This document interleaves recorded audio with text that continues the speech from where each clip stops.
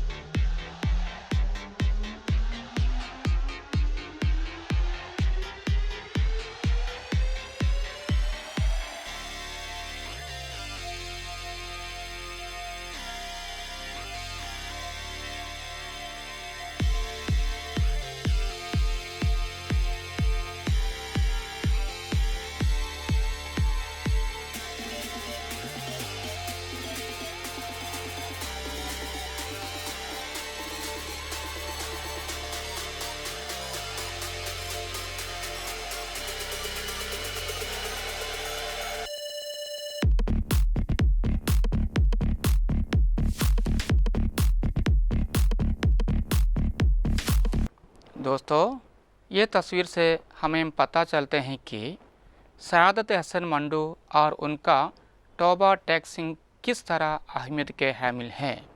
बच्चों, ये तो बताइए कि पिछले क्लास में आपने क्या पढ़े थे? अच्छा, अफसाना तौबा टेक्सिंग के बारे में।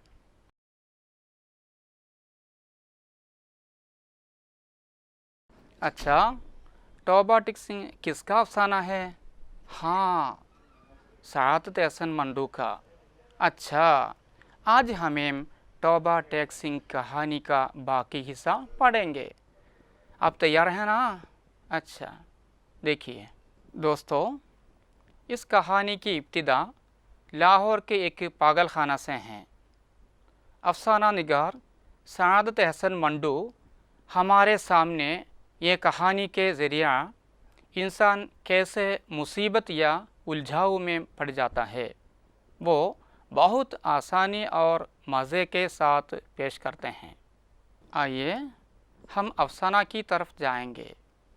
हिंदुस्तान और पाकिस्तान का बंटवारे का ज़माना। लाहौर पाकिस्तान का मशहूर शहर है। वहाँ एक पागल खाना था। इसमें बहुत पागल लोग थे, मगर बाज़ पागल ऐसे भी थे जो हकीकी पागल नहीं थे।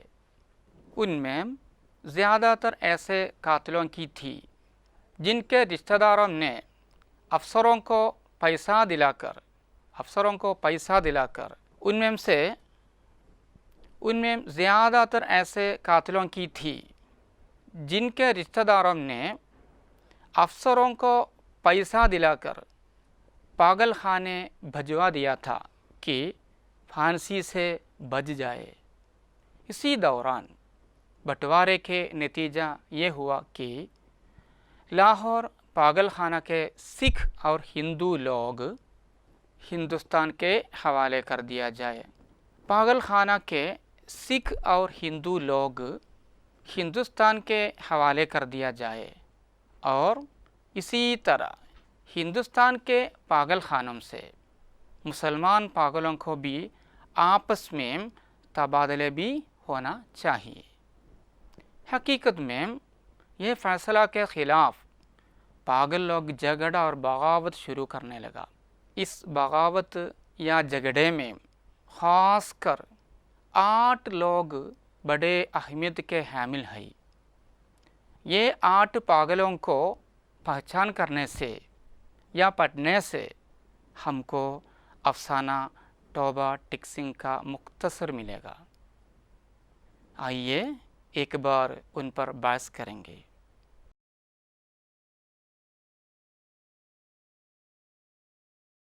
पहला पागल वाला एक मुसलमान था जो 12 बरस से हर रोज़ बाकायदगी के साथ ज़मींदार अखबार पढ़ता था। उससे जब उसके एक दोस्त ने पूछा, ये पाकिस्तान क्या होता है, उसने जवाब दिया कि हिंदुस्तान में एक ऐसी जगह है जहाँ उस तरह बनते हैं। दोस्तों, तफसील से पढ़ेंगे। पहला पागल वाला एक मुसलमान था। पहला पागल वाला एक मुसलमान था जो 12 बरस से यानी 12 बरस से हर रोज़ डेली बाकायदगी के साथ ज़मींदार अखबार पढ़ता था। उस ज़माने का मशहूर अखबार था ज़मींदार। वो वहाँ ज़्यादा मिलता था, इसलिए ज़मींदार अखबार पढ़ता था।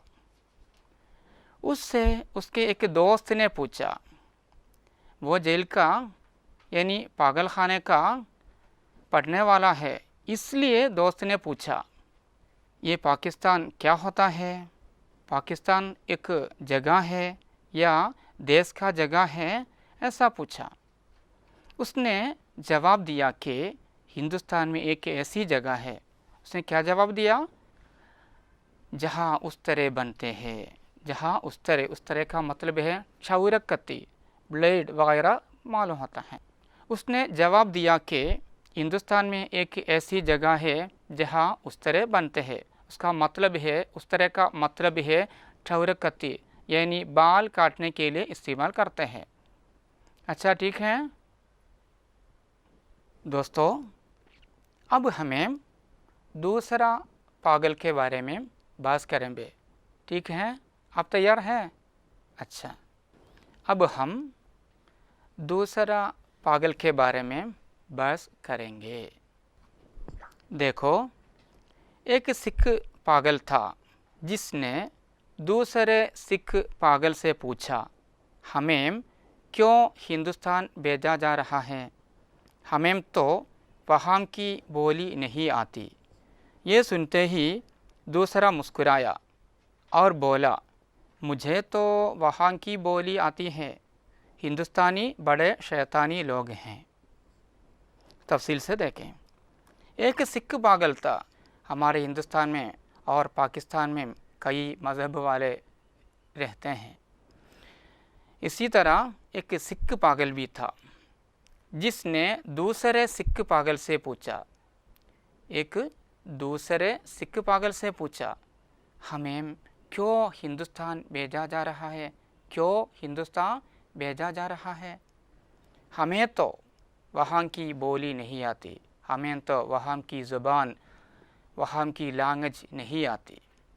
ये सुनते ही दूसरा मुस्कुराया और बोला और कहा, मुझे तो वहाँ की बोली आती है। मुझे तो वहाँ की बोली, वहाँ की ज़ुबान आती है। मालूम है हिंदुस्तानी बड़े शैतानी लोग हैं। वो कहते हैं कि हिंदुस्तानी बड़े शैतानी लोग हैं। ഇന്ത്യക്കാരെല്ലാവരും പൈശാചികരത്രേ। अगला पैराग्राफ देखो। ये सुनते ही एक मुसलमान पागल ने नहाते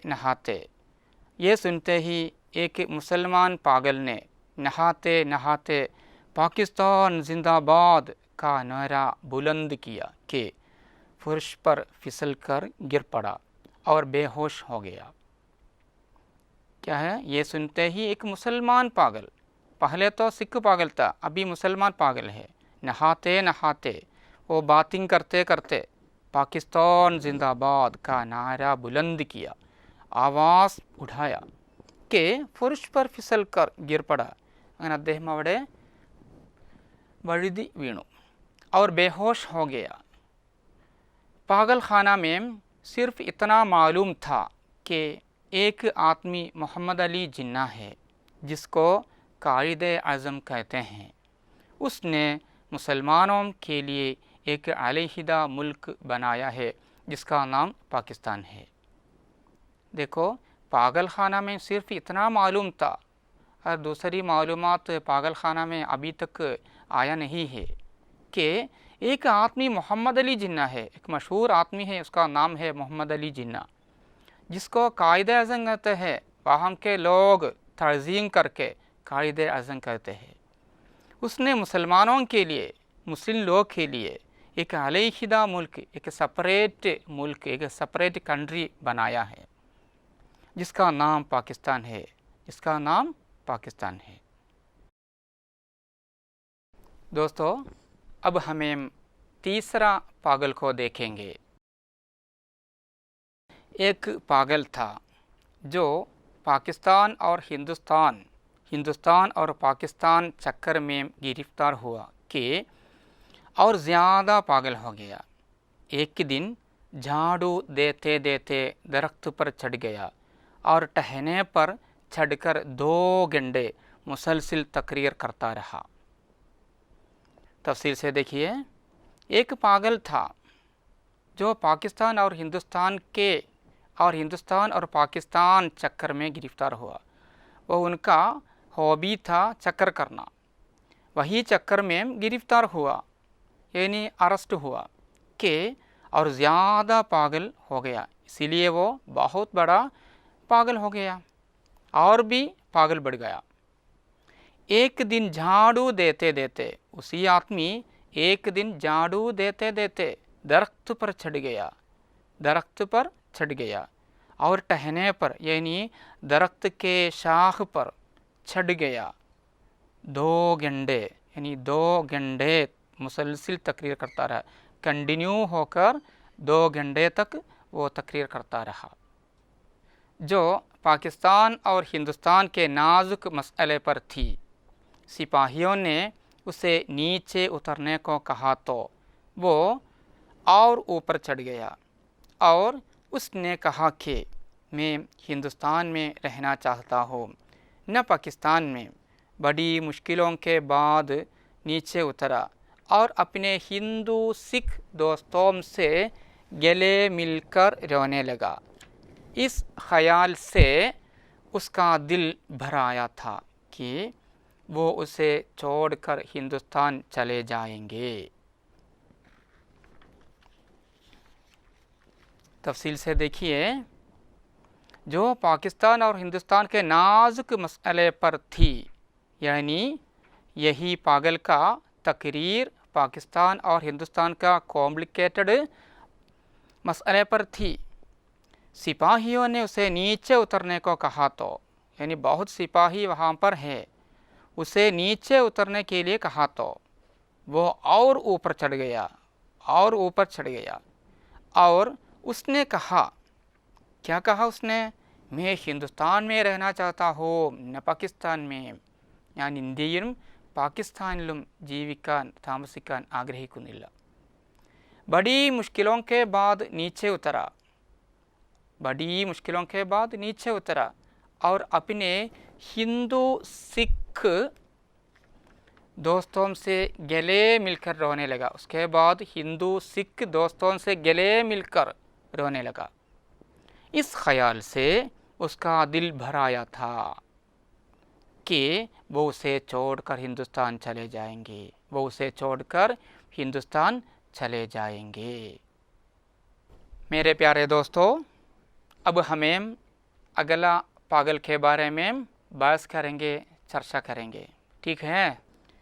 एक मुसलमान इंजीनियर था जो दूसरे पागलों से बिल्कुल अलग बाग की एक ख़ास रविश पर सारा दिन खामोश टहलता रहता था. कैदियों की तब्दीली जब उनके कान पर पहुंची तब उसने तमाम कपड़े उतार कर दफादार के हवाले कर दिए और बाग में चलना फिरना शुरू किया। तफसील से देखें। एक मुसलमान इंजीनियर था, वो एक रेडियो इंजीनियर था जो दूसरे पागलों से बिल्कुल अलग, वो दूसरे पागलों जैसा नहीं था, क्योंकि पागल तो जेल में बहुत फसाद करते हैं, मगर ये पागल इससे बिल्कुल अलग था। यानी बाग की एक ख़ास रविश पर सारा दिन खामोश टहलता रहता था, यानी एक खामोश पागल इंजीनियर था। कैदियों की तब्दीली यानी कैदियों की तब्दीली का मतलब है एक्सचेंज। कैदियों की तब्दीली जब उनके कान पर पहुंची तब वो उनको मालूम हुई, और किसी ने जेल की तरफ से बताया, पागल खाना की तरफ से बताया, तो उसने तमाम पूरा कपड़े उतार कर दफ़ादार के हवाले कर दिए। दफ़ादार का मतलब यानी जेल वार्डन सुना होगा आप पर, यानी जेल वार्डन सुना होगा आप, वह उनको हवाले कर दिए, अवरिक कुड़तु। और बाग में चलना फिरना शुरू किया। उसके बाद बाग में चलना फिरना शुरू किया।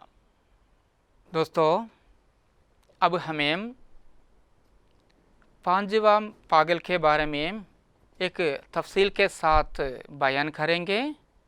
आप अच्छी तरह देखिए और सुनिए। लाहौर का एक नौजवान हिंदू वकील था जो मोहब्बत में नाकाम होकर पागल हो गया था। जब उसे सुना कि अमृतसर हिंदुस्तान में चला गया तो उसे बहुत दुख हुआ। इसी शहर की एक हिंदू लड़की से उसे मोहब्बत हुई थी। चुनांचा वो उन तमाम हिंदू और मुस्लिम लीडरों को गालियाँ देती थी जिन्होंने मिलकर हिंदुस्तान के 2 टुकड़े कर दिए। उसकी महबूबा हिंदुस्तानी बन गई और वो पाकिस्तानी। हमें तफसील से देखें। देखो, लाहौर का एक नौजवान हिंदू वकील था। वो हिंदू वकील था। पहले तो सिख के बारे में और मुसलमान पागल के बारे में बताया था, अभी हिंदू वकील है जो मोहब्बत में नाकाम होकर पागल हो गया था। वह कैसे पागल हो गया? मोहब्बत में नाकाम होकर पागल हो गया था। जब उसे सुना कि अमृतसर हिंदुस्तान में चला गया और उनके कान पर भी पहुंचा, अमृतसर हिंदुस्तान में हुआ है, अमृतसर हिंदुस्तान में चला गया है, तो उसे बहुत दुख हुआ, बहुत सदमा हुआ, रंज हुआ।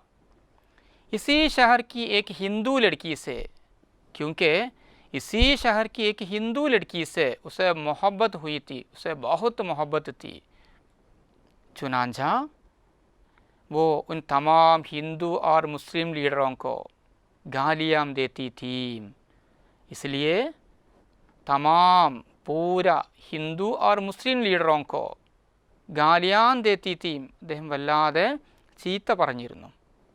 जिन्होंने मिलकर हिंदुस्तान के 2 टुकड़े कर दिए, जिन्होंने मिलकर हिंदुस्तान के 2 टुकड़े यानी बंटवारा, ഇന്ത്യയെ 2ആയി വിഭജിച്ചവർ ആരാണോ അവരാണ് ഇതിൻ്റെ കാരണക്കാർ എന്ന് പറഞ്ഞുകൊണ്ട് उसकी महबूबा हिंदुस्तानी बन गई, उसकी महबूबा हिंदुस्तानी बन गई और वो पाकिस्तानी। क्यों? पाकिस्तान और हिंदुस्तान पहले तो एक था हिंदुस्तान, अभी 2 है क्योंकि तकसीम हिंद। मेरे प्यारे दोस्तों, हम यहाँ 5 पागलों के हालात यानी सिचुएशन चर्चा किए जो बंटवारा और पागल खाना की तब्दीली से बिल्कुल नापसंद करते हैं। दरअसल पागल के दिल में कौमियत, मज़हब, ज़ात और सरहद वगैरह की बात नहीं है। കൂട്ടുകാരെ, ഇവിടെ യഥാർത്ഥത്തിൽ ഭ്രാന്തന്മാർക്കിടയിൽ ദേശീയത, മതം, ജാതി, അതിർത്തി തുടങ്ങിയ ചിന്തകളൊന്നുമില്ല എന്നാണ് ഇതിൽ നിന്ന് നമുക്ക് മനസ്സിലാക്കാൻ കഴിയുക. अजीज़ दोस्तों, बाकी 3 पागलों के बारे में भी बहस करने के बाद आप लोगों को ये अफसाना के मरकज़ी ख़याल तक पहुँचे, वहाँ तक हम इंतज़ार करेंगे. बच्चों, क्लास ख़त्म करने से पहले एक सवाल आपके लिए दे रहा हूँ. सरगर्मी 1. एक पागल ने तकसीम के चक्कर में गिरफ्तार होकर और ज़्यादा पागल हो गया और दरख्त के टहने पर बैठकर मुसलसिल तकरीर करने लगा. उसने अपनी तकरीर में क्या क्या बताया होगा? दोस्तों, यह हम क्लास ख़त्म कर रहा हूँ. एक नए क्लास के साथ फिर मिलेंगे. शुक्रिया. खुदा हाफिज़.